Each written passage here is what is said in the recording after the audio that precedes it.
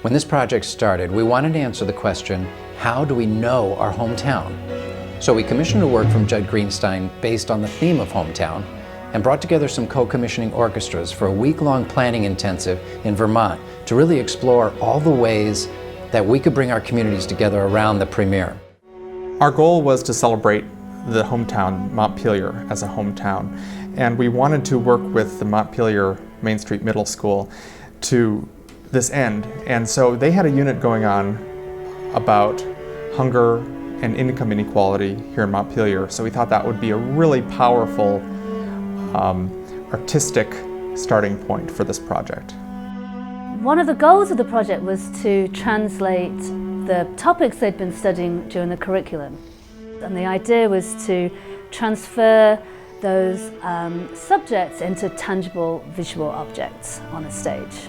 So you make lots of drawings, you work together, there's lots of teamwork, collaboration and experimenting, and then finally just having the confidence to follow through with those ideas into something that becomes visual and then eventually three-dimensional.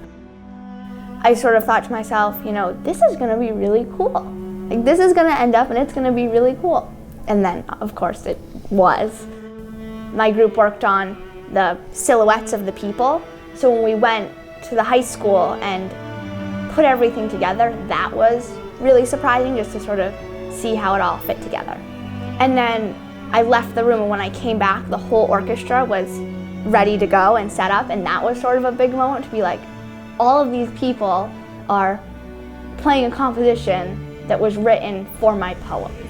The influence, the wealth, the comfort, must it all come from money? Let us balance the scale. Must it all come from money?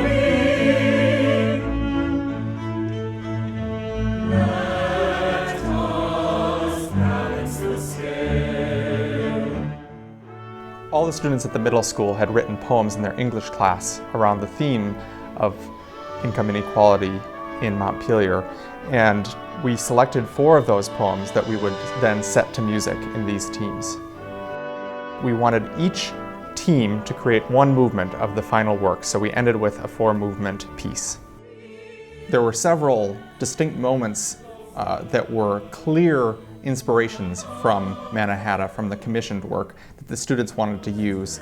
One of which was this powerful moment of silence that Judd uses towards the end of the piece, where all sound stops and then starts up again really loud. And the students loved that technique, and they used it in the final movement of Invisible Presence.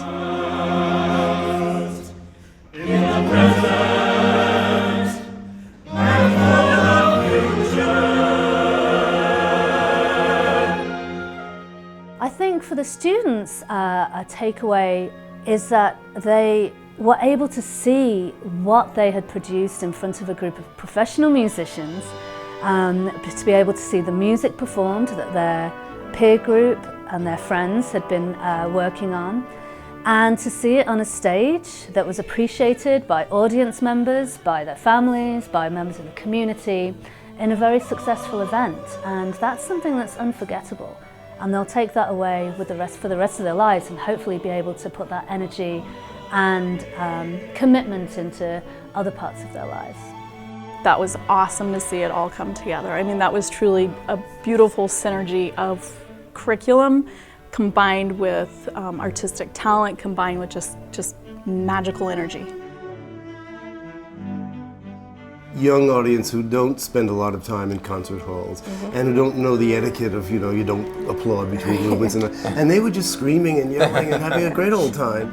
And so I think you had this marvelously diverse audience, which you don't ever find in a concert hall, or that you don't find on the the athletic fields or at the kids' plays. So I was just fascinated by who all was there. To me, what this was an expanded community. It's not just our community of parents that I interact with, the kids' community of kids that they deal with, the musicians' community. It was an expanded community, a community that was linked in ways that it hadn't been before. Surprise. Empowering. Community.